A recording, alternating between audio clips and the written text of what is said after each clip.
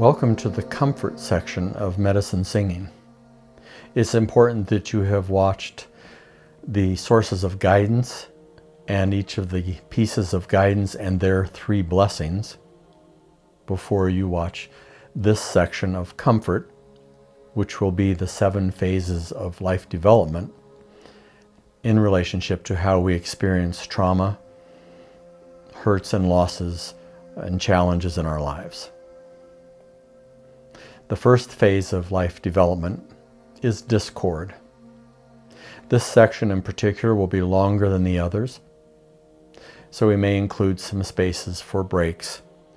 When we are in good medicine with ourselves and others, interaction strikes a chord of harmony, brings us a sense of well-being. If someone says to you, and you are in good medicine, and they say, "I love you," it resonates viscerally in our bodies, radiating out from the plexus of the nerves into all parts of the body. We physiologically, as well as psychologically and spiritually, feel a sense of wellness and harmony. When we are in conflict with ourselves, with one another, with our families, or communities, tribe, or the world, or nature, we experience discord, disharmony. If it's chronic, prolonged, discord becomes discomfort, and discomfort becomes disease. Part of how we participate in making ourselves sick. Discord. The topic of discord is the first of 7 phases of life development that we'll be covering. When clients come into the office or we're conducting telepsychology, I know they come with concerns about discord in their lives, disharmony, things that have caused disruption in their lives. And as they speak of discord, it becomes clear that together we're going to establish a relationship with the hopes that in regards to discord, we will be able to, or they will be able to discover what it is that will either resolve or dissolve their discord. In preparing to meet with my clients, I spend some time alone in the morning before I go to work. I do body stretches to help open my body so it is not holding discord and tightness. Yoga is an awesome practice to have at that time. I step outside and faced the east. In facing the east, greeting the first food of the day, the sun, giving thanks for its comfort and its consistency in coming up every morning. I set out upon to place on the earth a tobacco offering, thanking the earth for holding me and lifting me up. In order to be free of discord, I also have a time of meditation or prayer where I ask the original source of the universe to be with me throughout the day, both with family and neighbors, and certainly as I leave for work, to be with me when I'm with you, and to be with us so that we can be well, so that we can find and be resolving of discord and expressing of medicine singing. Ceremony, meditation and reflection, prayer, beseeching the original source of the universe. These are all ways that I welcome life in the morning so that I am in a good place to welcome you and our conversation and dialogue. Often it's experienced in facing the east with the rising sun as the first food of the day.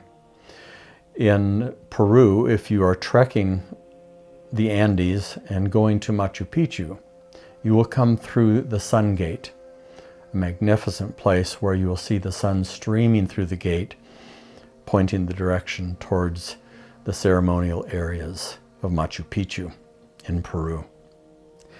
In Western Africa, in areas particularly of the Bakanga, they see the world as a circle and as a circle, like a medicine wheel, may divide it up into sections so that there are 4 sections. If it's to the east, then a fourth of the circle would be facing like this, and this is known as a power V. The power is in the V, and so to the east, these are known as the birthing legs. Birthing of new concepts, ideas, and insights and revelations, as well as a birthing of a person coming into life from the east. This is life dependent on the sun, dependent on illumination. We are dependent on illumination for insight and revelation, the ability to change our lives. And it brings to mind the first of the 7 grandfather teachings, which is honesty. We must be honest, rigorously honest, to discover what it is we must be about in solving discord. We have to be honest about our assets and capabilities, as well as telling the truth about what our dearest dream is. We must be honest about the discord that we experience in the distance between the dream we want and the current reality that we experience, and any discord that we find in our past. In this process and journey, people, you, me, our friends, others, often seek out a trusted counselor, pastor, or priest. Some seek out shaman, medicine man, elder, and dear friend in order to address the problem of discord that we experience in our life. And on this journey, we will find heroes, helpers, and healers. So as we experience a point of discord in our lives rather than harmony, it is important that we seek out the help of others that we trust. Discord is that which we experience between the dream we desire to manifest, what we hold dear, and our current reality, which may be at odds with our seeming ability to carry out the dream. Or there may be tension between where we are and where we want to be, and what we remember about our past, and discord that is living there as well. What we hold dear, and the discord we experience, like a parent who holds a dear and deep-seated value of family wellness and harmony, experiencing the loss of a child due to heroin addiction and heroin overdose. This is discord. While families can experience devastating discord, like that example that's happened to many people, on a daily basis we experience many small moments of discord. Attending a singing group, and as you listen to the singing, one of the singers is off key.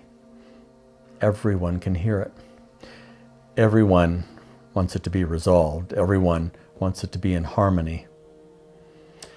That harsh sound that we hear with one person singing off key. We want discord to be dissolved.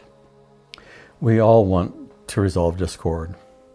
We all want to either explore our dreams or manifest our dreams. We want to have the competencies and capabilities and resources necessary for the manifesting of our dreams. And we want the past to be resolved in a way that it does not drag us down and infect the manifestation of our dreams in a negative way. That's on a good day, if all goes well. If we are honest with ourselves, rigorously honest, we know every day there is discord.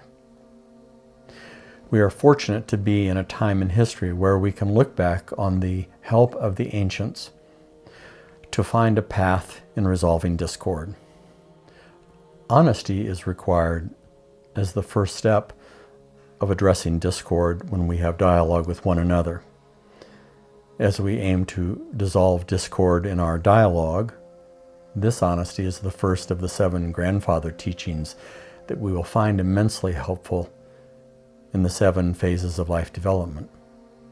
So if you listen to the 7, it's very interesting that they reveal a path of guidance for us. The first of the 7 grandfather teachings is honesty. And if we're going to be honest, then the second one we need, and the second teaching, is bravery.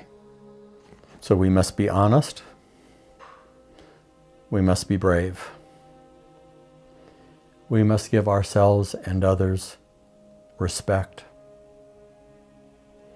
And in that, the 4th, we must have humility. And when we have humility, we will have the 5th, which is wisdom. And as we gain wisdom, we will have truth. And the 7th of the grandfather teachings, we will have love. So honesty is the first of the 7 grandfather teachings that can guide us as we address the phases of life development, and particularly here as we address discord. We must support one another in this journey. It requires us to be honest. At times, sadly, we have found ourselves perhaps twisting the truth, not being honest, or sometimes being dishonest. We will not resolve discord. We will create it. And in that, we will create disease. But here is a friendly warning. We have all experienced our desire and attempts at times to resolve discord in dialogue with others. Not everyone is willing to do this. It seems at times not everyone is able to do this. That friendly warning is you can anticipate that at times, in being rigorously honest, you will find yourself alone. Sometimes very alone. Sometimes finding a friend or a person you care about leaves you. Sometimes it will seem as though we have to leave behind the very world that we have known and that has come to mean a great deal to us. Sometimes that's a terrifying thought, sometimes a terrifying experience. But if we are going to resolve the discord and follow our dreams, we must be rigorously honest. There was a day in the Belgium airport when on the international news there was a showing of airlines loading planes full of Belgian troops at the Belgium airport. They were preparing to leave for Kinshasa, Zaire, in Africa. My father and I were in that airport and found that we were going to be following those planes in another plane to Kinshasa, Zaire. I asked him if he knew why these troops were going to Kinshasa, which is where we were going, there in Zaire. He had a slight smile on his face and said, yes, he did know, but he didn't want to worry my mother. Discord, the dissonance, that space between there's a dream we are following and the current reality, which sometimes is terrifying and sometimes seems to be the opposite of what we desire. My father and I were heading towards Zaire on a consulting mission for Habitat for Humanity International in its early years. My father had only recently been elected the first chairman of the board of Habitat for Humanity International, one of the world's largest volunteer organizations, and he asked me to go along. This was to be a life-changing experience of resolving discord and following dreams. So there we were on a mission whose purpose is to provide decent housing for all people around the world, the mission of Habitat for Humanity. Dad and I were boarding a plane. We'd be following planes full of troops going to the same airport due to a disruption in the country at that time. And we were entering a country that was controlled by President Mobutu Sese Seko. We would land in the darkness of night with no runway lights, but only fires to light the runway. All the electricity in the airport, except for a few lights, were all out. This seemed to be one of the best examples of discord. Following a dream that was heartfelt and sincere, and yet current reality dictated chaos and danger into a land where the past held much potential, but also great hatred. A land where going to help volunteers build homes for the population of Zaire also would be that part of Africa that would come to see some of the most devastating elements of genocide and tribal warfare that it was ever witnessed in the world. Discord and following our dreams. We must be totally honest to be sure it's where we choose to go. So we're trying to make sense out of nonsense, sense out of discord. But there we are, following the dream, being honest about the present, having looked at the past and resolved what we can of that, taking the step forward into the unknown.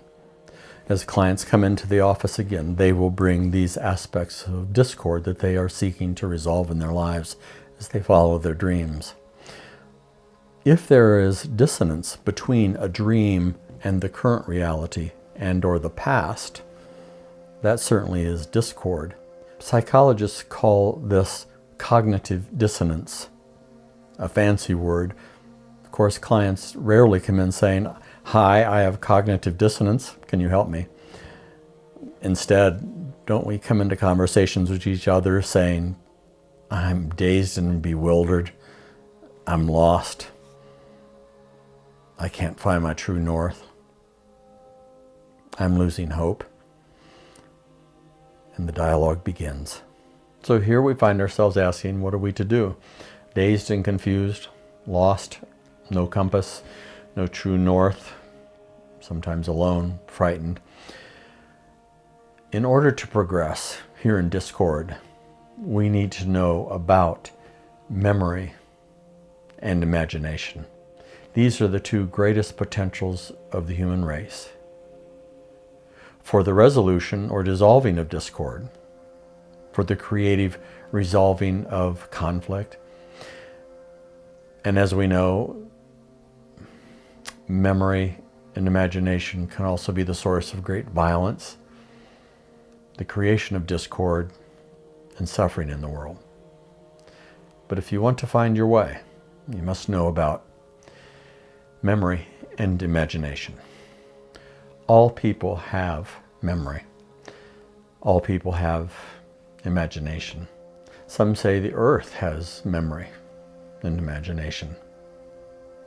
And its memory at times is scarred. The chronic dumping of toxic pollutants scars an area of the planet, and it takes time to heal.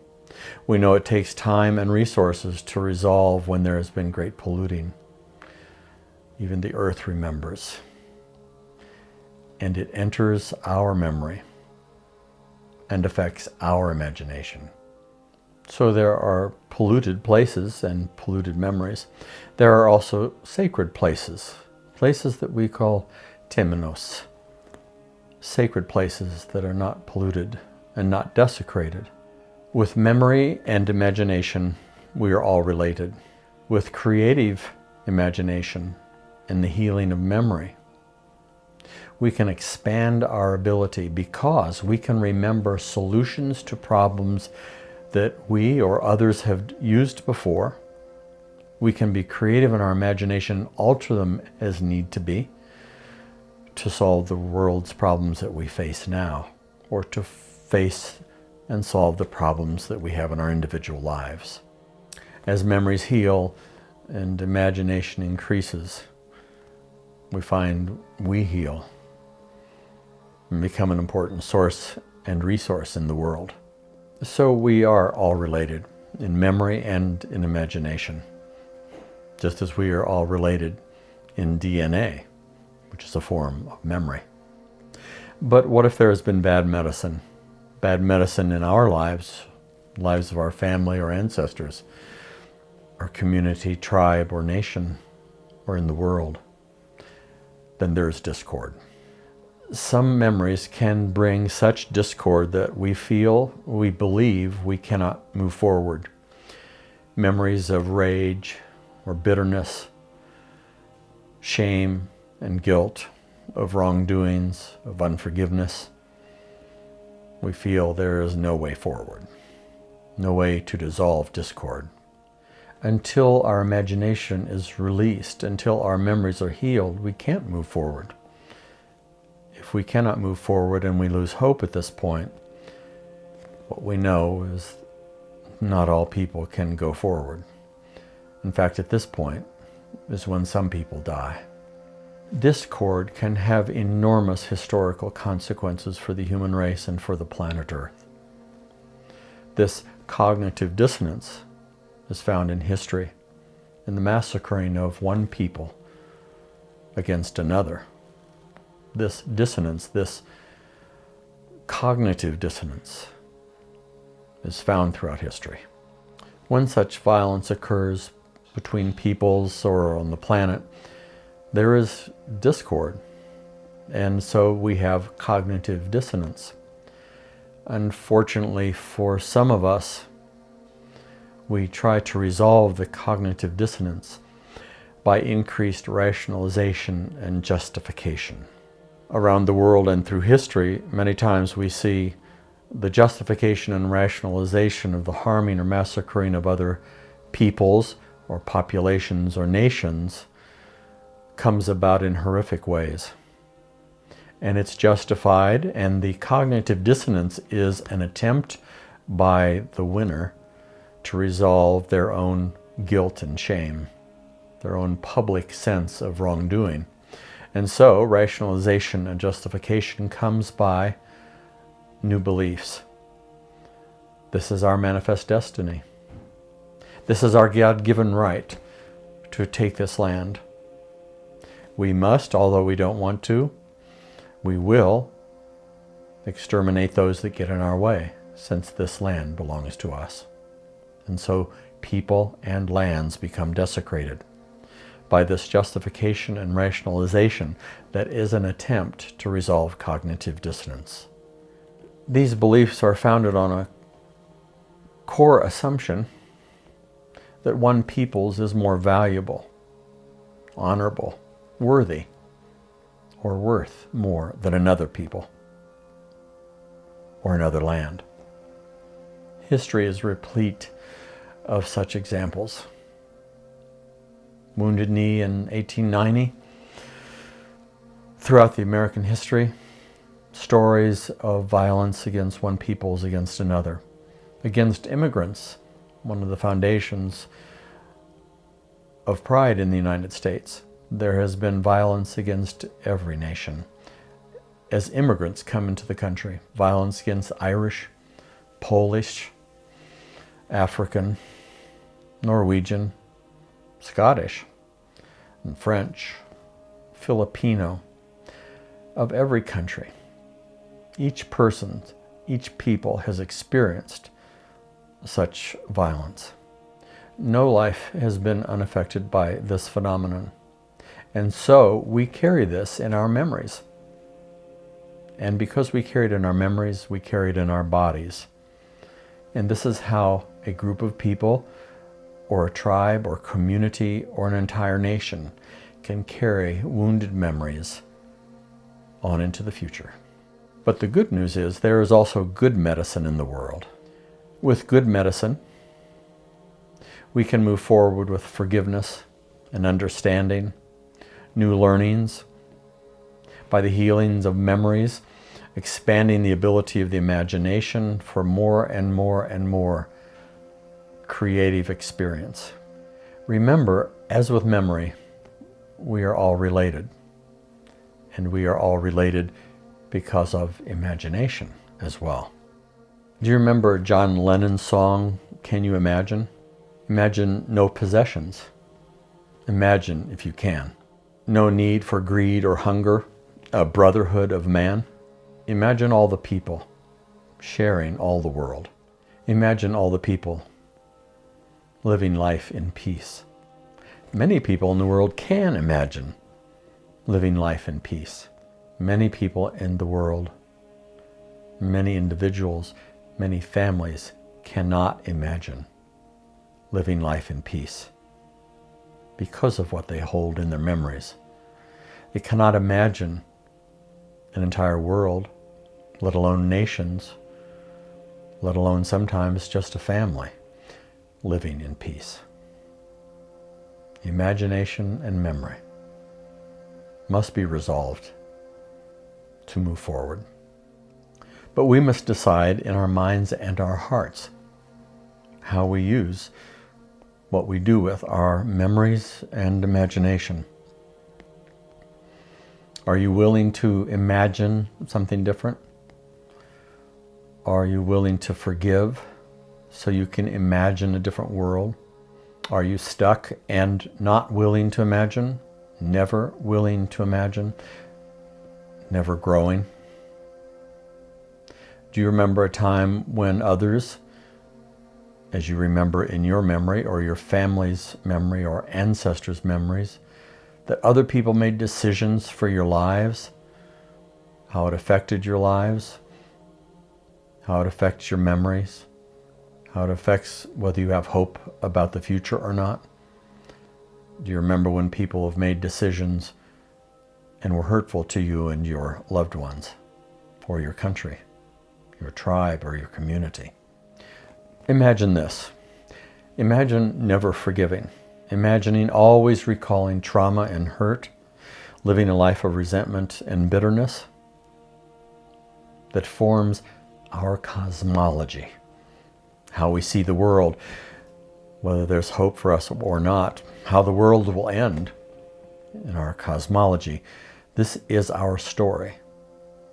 Imagine having such power to be able to make such choices, to heal memories, and by healing memories, free up our imagination for a greater sense of power. Without the healing of memories and forgiveness, and without the power of the imagination, we live in bitterness and unforgiveness. And what we do with our memory is it becomes a loop where we remember over and over and over again the wrongs done to us or our peoples, our communities. We rewind the tape over and over again. We loop it, and so it is just so automatic. And we pass it on generation to generation. The same as dumping toxic wastes into the water. Year after year will affect generations to come. We have forgotten that forgiving can guide the imagination into its rightful place of power in our lives. Forgiveness guides our imagination into immense places of power. We become powerful as people. We become powerful on our planet. To do this takes work, resources, energy, and commitment. Commitment to the dream of forgiving and guiding the imagination into a place of creative power. For even desecrated places can be healed. That's why it does take such work. But the land can be healed after such intense work. We can be healed after this work, and we can become medicine singing to the world. All of this will allow for a positive increase in healing imagination. It will increase our imagination because the imagination is unblocked. It is free of memories that hold us back and weigh us down, that keep us in that loop of never forgiving and never forgetting. Unblocked, open, empowered imagination, healing memories, we can approach our world more creatively, more empowered. This is a great deal of information. There's more to come. We're going to take a short break to give you an opportunity to stretch or get something to refresh yourself. Then we will continue. Welcome back if you have taken a break. The exciting part of this is that in our imagination, as it becomes more and more unblocked, we become more and more creative and able to interact and dialogue with one another in empowering ways. And the more that we interact in that manner, the more we remember that. Many of us in conversations have had the experience of talking about hurtful memories of bitterness and resentments in persons and peoples and nations around the world. And almost all of us have heard someone say, I can forgive, but I'll never forget. This will lead us to two well-known paths or outcome. Saying that I'll forgive but never forget, with the emphasis on never forget and no emphasis on I'll forgive, leads us to a particular and repetitive problem of inflaming our memory, because we've committed to never forgetting. When we remember, we relapse in our forgiveness. And once again, our resentments and bitterness and memories are inflamed. What we are doing is rewinding. And when we're rewinding, we're rewounding.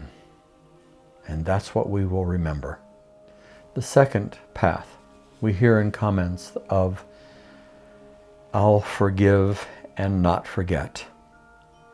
This is a greater sense of wisdom if we can achieve it, because we can forgive and remember, but we remember because we have forgiven. And so it changes our sense of history, space, and time. This is powerful if the not forgetting turns the forgiveness into a new form of wisdom amongst all of us. And surprisingly, unexpectedly, we find that in fact there are not just two paths. There is a third path. Not forgetting, yet forgiving. Not forgetting, yet forgiving. What this does is takes our remembrance and makes it a servant to our imagination for creative empowerment. Not forgetting, yet forgiving. A third path. This empowers us, knowing we can remember and forgive, not forgetting yet forgiving. We need to know this because discord can be brought about both by disaster as well as delight. All of us will experience this. So how does discord come from delight? Imagine a wonderful experience in nature, and you are in awe of all that you see, feel, or experience, smell, or taste. That delight can inform you about your discord. You may leave the experience thinking to yourself, if something can be this magnificent and this beautiful, why am I in a job that I hate? Why am I in a relationship that makes me so unhappy?